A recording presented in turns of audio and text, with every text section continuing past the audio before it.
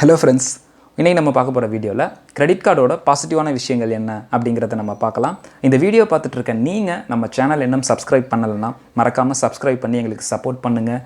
இந்த வீடியோ உங்களுக்கு பிடிச்சிருந்தா கண்டிப்பாக லைக் பண்ணுங்கள். வாங்க வீடியோ பார்க்கலாம்.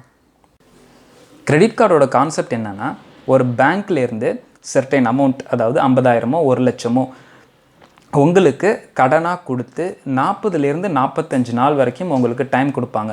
அதாவது இன்ட்ரெஸ்ட் இல்லாமல் உங்களுக்கு அந்த 40லேருந்து 45 நாள் டைம் கொடுத்து அந்த டேஸ்க்குள்ளே உங்களை பே பண்ண வைக்கணும். ஸோ அதுதான் அந்த கிரெடிட் கார்டோட கான்செப்ட். இது எப்படி ஒர்க் ஆகும்னு பார்த்தீங்கன்னா, உங்கள் கிரெடிட் கார்டை நீங்கள் ஜனவரி 1லேருந்து, எக்ஸாம்பிளுக்கு சொல்கிறேன், ஜனவரி 1லேருந்து ஜனவரி 31 வரைக்கும் உங்கள் கார்டை யூஸ் பண்ணி நீங்கள் செய்கிற மொத்த செலவுகளோட பில்லை ஜனவரி 31 நைட்டு 12 மணிக்கு பில்லாக ஜென்ரேட் பண்ணி அந்த பில்லை பே பண்ணுறதுக்கு உங்களுக்கு 10 to 15 டேஸ்.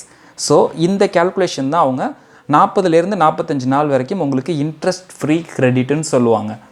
நிறைய பேர் எப்படி தப்பாக புரிஞ்சுக்குவாங்கன்னா, நீங்கள் என்றைக்கு பர்ச்சேஸ் பண்ணாலும் அந்த டேட்டிலேருந்து 45 நாள் கழித்து நம்ம பே பண்ணால் போதும் அப்படின்னு சொல்லி தப்பாக புரிஞ்சுக்குவாங்க. அப்படி கிடையாது. உதாரணத்துக்கு நீங்கள் ஜனவரி 29 பர்ச்சேஸ் பண்ணுறீங்க, அதோட பில்லு வந்து ஜனவரி 31 ஜென்ரேட் ஆகுது. நீங்கள் அப்போ அந்த ஜனவரி 29 செலவு பண்ண அமௌண்ட்டை வந்து பிப்ரவரி 10லேருந்து 15க்குள்ளே நீங்கள் கட்ட வேண்டிய டியூ டேட்டில் நீங்கள் கட்டணும். இதே நீங்கள் பிப்ரவரி 1 போயிட்டீங்க, அப்போ வந்து நீங்கள் பர்ச்சேஸ் பண்ணுற செலவுகளை வந்து மார்ச் 10லேருந்து 15க்குள்ளே உங்களுக்கு ஒரு டியூ டேட் வரும், அப்போ கட்டினா போதும். இந்த கான்செப்டில் தான் கிரெடிட் கார்டு ஒர்க் ஆகுது. கிரெடிட் கார்டோட ஒரு நல்ல பெனிஃபிட் என்னன்னு பார்த்தீங்கன்னா, இப்போ உங்கள்கிட்ட கிரெடிட் கார்டு இல்லை, இன்கேஸ் நீங்கள் ஒரு எமர்ஜென்சி சுச்சுவேஷன் ஃபேஸ் பண்ணுறப்ப உங்களுக்கு ஒரு மெடிக்கல் செலவு 50,000மோ 1,00,000மோ உங்களுக்கு தேவைப்படுது. அப்போ நீங்கள் என்ன பண்ணுவீங்க? போயிட்டு வட்டிக்கு நம்ம கடன் வாங்க ட்ரை பண்ணுவோம், இல்லை நம்மள்கிட்ட இருக்கிற ஜுவல்லை பேங்க்கில் வச்சு நம்ம அமௌண்ட் ரெடி பண்ண ட்ரை பண்ணுவோம். இதுவும் இல்லைனா நம்ம ஃப்ரெண்ட்ஸ் இல்லை ரிலேஷன்ஸ்கிட்ட யார்ட்டையாச்சும் நம்ம கேட்போம். இந்த மாதிரி ஒரு சுச்சுவேஷனில் உங்கள் கையில் கிரெடிட் கார்டு ஒரு நல்ல லிமிட் 50,000மோ இல்லை 1,00,000 ரூபா லிமிட்டில் இருக்கிறப்ப அந்த ஒரு சுச்சுவேஷனில் நீங்கள் யார்கிட்டையும் போய் நிற்க வேண்டிய அவசியம் இருக்காது. நம்மள்கிட்ட இருக்கிற கிரெடிட் கார்டை யூஸ் பண்ணி நம்ம அந்த சுச்சுவேஷனை ஃபேஸ் பண்ணி அதிலேருந்து கொஞ்சம் ரிலாக்ஸ் ஆனதுக்கப்புறம் மேபி நீங்களே வந்து ஃபிக்ஸடில் போட்டு வச்சுருக்கலாம், உங்களுக்கு இன்ட்ரெஸ்ட் இல்லாமல் அமௌண்ட் ரெடி பண்ணுறதுக்கான டைம் கிடைக்கலாம். ஸோ இது ஒரு நல்ல பெனிஃபிட்ஸ் இந்த கிரெடிட் கார்டில் இருக்குது. அது மட்டும் இல்லாமல் நீங்கள் வெளியில் ட்ரை பண்ணி நீங்கள் எதிர்பார்க்குற அமௌண்ட் எங்கேயுமே கிடைக்கல, ஒரு இக்கட்டான சுச்சுவேஷனில் நீங்கள் இந்த கிரெடிட் கார்டு மூலயமா ஸ்வைப் பண்ண அந்த பர்டிகுலர் அமௌண்ட்டை உங்களால் இஎம்ஐயாக மாற்றிக்க முடியும். ஸோ இதை பேஸ் பண்ணி பார்க்குறப்ப ஒரு எமர்ஜென்சி சுச்சுவேஷனுக்கு உங்கள் கையில் கிரெடிட் கார்டு இருக்கிறது ரொம்பவே நல்ல விஷயம். ஓகே, கிரெடிட் கார்டை எப்படி நம்ம ரெகுலர் யூஸ்க்கு கொண்டு வரது? ஃபார் எக்ஸாம்பிள், உங்கள் சேல்ரி 20,000 இருக்குதுன்னு வச்சுக்கோங்க. உங்களுக்கு 1 இல்லை 2 உங்கள் அக்கௌண்ட்டில் கிரெடிட் ஆகுது. அப்படி இருக்கிறப்ப உங்களுக்கு உண்டான ரெகுலர் எக்ஸ்பென்சஸ், மந்த்லி எக்ஸ்பென்சஸ், உதாரணத்துக்கு மளிகை ஜாமானாக இருக்கட்டும், மெடிக்கல் செலவாக இருக்கட்டும், ஷாப்பிங் பண்ணுறதா இருக்கட்டும், தியேட்டர் போகிறதா இருக்கட்டும், இல்லை பெட்ரோல் டீசல், இந்த மாதிரி எந்த ஒரு எக்ஸ்பென்சஸாக இருந்தாலும் 90% இப்போ கார்டு அக்செப்ட் பண்ணுறாங்க எல்லா இடத்துலையுமே. ஸோ அங்கே நீங்கள் டைரெக்டாக கேஷோ இல்லை உங்கள் டெபிட் கார்டை யூஸ் பண்ணி பண்ணுறதுக்கு பதிலாக கிரெடிட் கார்டை யூஸ் பண்ணி நீங்கள் பர்ச்சேஸ் பண்ணுறப்ப உங்கள் அக்கௌண்ட்டில் இருக்க சேலரி உங்கள் அக்கௌண்ட்லேயே இருக்கும். நீங்கள் ரெகுலராக இந்த ஒரு மந்த்து ஃபுல்லாக நீங்கள் பண்ணிக்கிட்டே வரும்போது உங்கள் அக்கௌண்ட் பேலன்ஸ் வந்து கொஞ்சம் அதிகமாகவே மெயின்டைன் ஆகிட்டே இருக்கும். அந்த மந்த்துக்கு வந்து அக்கௌண்ட் பேலன்ஸ், நீங்கள் ஆவரேஜ் பேலன்ஸ் மெயின்டெனன்ஸ் வந்து அந்த அக்கௌண்ட்டில் அதிகமாக இருக்கும். இப்போ 30 வரைக்கும் வந்துருச்சு, 30 பில்லு ஜென்ரேட் ஆகிடுச்சு. 30 ஜென்ரேட் ஆனப்பையும் நீங்கள் அந்த மந்த் வாங்கின சேலரி உங்கள் அக்கௌண்ட்டில் தான் இருக்குது. ப்ளஸ் நெக்ஸ்ட் மந்த் 1 2 அடுத்த மந்தோட சேலரியும் கிரெடிட் ஆகிடுது. ஸோ 2 மந்தோட அக்கௌண்ட் வந்து 2 மந்தோட சேல்ரி வந்து உங்கள் அக்கௌண்ட்டில் மெயின்டைன் ஆகுது.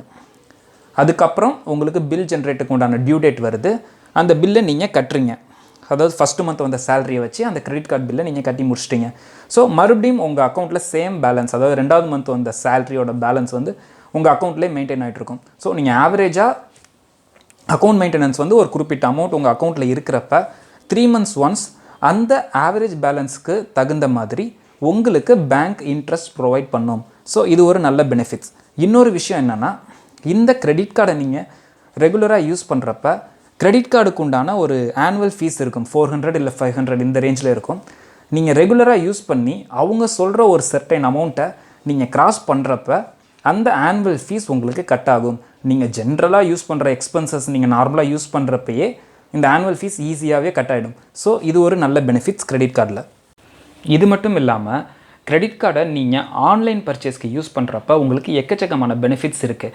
என்னன்னு பார்த்தா, ஃபார் எக்ஸாம்பிள் நீங்கள் ஒரு மொபைல் பர்ச்சேஸ் பண்ணுறீங்க அப்படின்னா உங்கள் பேங்க்கு, அதாவது உங்கள் சர்டன் பேங்க்கோட கிரெடிட் கார்டுக்கு ஃப்ளிப்கார்ட்டில் நீங்கள் செக் பண்ணுறீங்கன்னா அந்த பேங்க்கோட கிரெடிட் கார்டுக்கு ஃப்ளாட் 2000 ஆஃப் அப்படின்னு சொல்லியிருப்பாங்க. இந்த மாதிரியான ஆப்ஷன் கிரெடிட் கார்டு யூஸ் பண்ணுறவங்களுக்கு நிறையாவே கிடைக்கும். அது மட்டும் இல்லாமல் நீங்கள் ஒரு புக் மை ஷோவில் டிக்கெட் புக் பண்ணுறப்ப பை ஒன் கெட் ஒன், அதாவது அந்தந்த கிரெடிட் கார்டு நீங்கள் எந்த பேங்க்கில் வாங்குறீங்களோ அவங்க கொடுக்குற ஆஃபர்ஸ் இதெல்லாம். புக் மை ஷோவில் பை ஒன் கெட் ஒன், இல்லை அந்த ஆஃபர் இல்லைனா புக் மை ஷோவில் ஃப்ளாட் 25% ஆஃப். ஃபார் எக்ஸாம்பிள் இப்போ ஆக்சிஸ் பேங்க்கில் ஃப்ளிப்கார்ட் கிரெடிட் கார்டுனே ஒன்று இருக்குது. நீங்கள் எவ்வளோ ரூபாய்க்கு நீங்கள் பர்ச்சேஸ் பண்ணாலும் 5% கேஷ்பேக், அதாவது அன்லிமிட்டெட் 5% கேஷ்பேக். இந்த மாதிரியான ஆஃபர்ஸ் எல்லாமே வந்து எல்லா கிரெடிட் கார்ட்லேயும் நிறைய ஆஃபர்ஸ் கொடுத்துக்கிட்டு இருக்காங்க. ப்ளஸ் அது மட்டும் இல்லாமல் நீங்கள் ஸ்பெண்ட் பண்ணுற ஒவ்வொரு அமௌண்ட்டுக்கும், அதாவது நீங்கள் ஒரு 200 ரூபாய் ஸ்பெண்ட் பண்ணிங்கன்னா அதுக்கு 4 ரிவார்ட் பாயிண்ட்ஸ் உங்கள் கிரெடிட் கார்டுக்கு கிடைக்கும். அது எப்படி கால்குலேட் பண்ணணும்னா, நான் சொல்கிறது வந்து ரொம்ப பேசிக். நீங்கள் ஆன்லைனில் பர்ச்சேஸ் பண்ணாலும் சரி, ஆஃப்லைனில் பர்ச்சேஸ் பண்ணாலும் சரி, 200 ரூபாய்க்கு 4 பாயிண்ட்.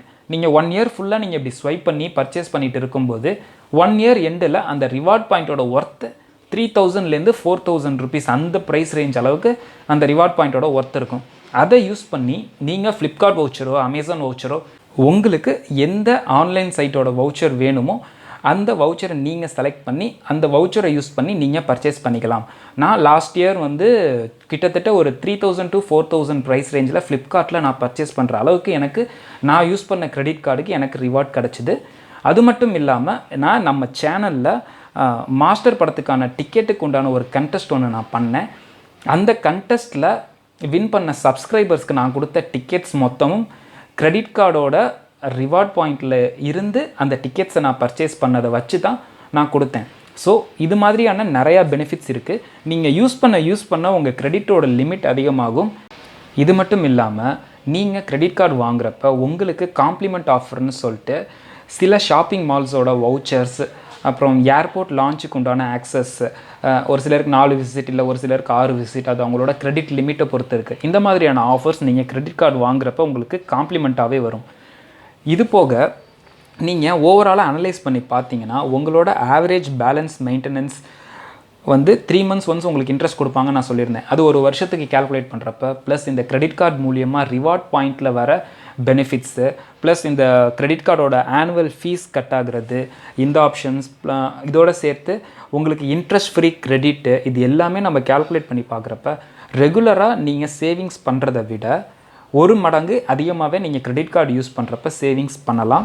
இன்னொரு முக்கியமான விஷயம், நீங்கள் செய்கிற எக்ஸ்பென்சஸை எக்காரணத்தை கொண்டும் இஎம்ஐயாக கன்வெர்ட் பண்ணாதீங்க. அதாவது கிரெடிட் கார்டு மூலியமாக செய்கிற எந்த ஒரு எக்ஸ்பென்சஸையும் இஎம்ஐயாக கன்வெர்ட் பண்ணாமல் இருக்கிற வரைக்கும் ரொம்பவே நல்லது. எமர்ஜென்சி சுச்சுவேஷன் அது வேறு.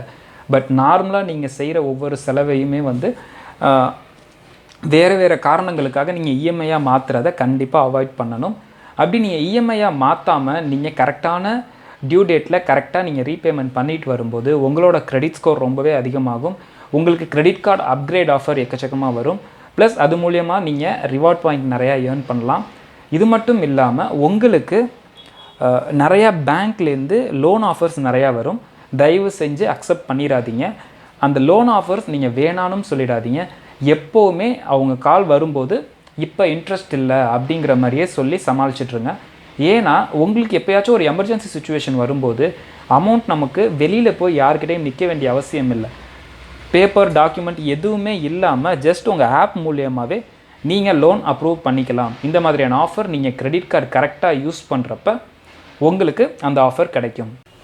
இப்போ நம்ம கிரெடிட் கார்டோட பாசிட்டிவான விஷயங்கள் என்ன, எப்படி யூஸ் பண்ணணுங்கிறத பற்றி நம்ம பார்த்தோம். கிரெடிட் கார்டு எப்படிலாம் யூஸ் பண்ணக்கூடாது, கிரெடிட் கார்டில் எந்த மாதிரியான விஷயங்கள்லாம் பண்ணவே கூடாது அப்படிங்கிற விஷயத்தை தெளிவாக எக்ஸ்பிளைன் பண்ணி இன்னொரு வீடியோவில் நான் சொல்கிறேன்.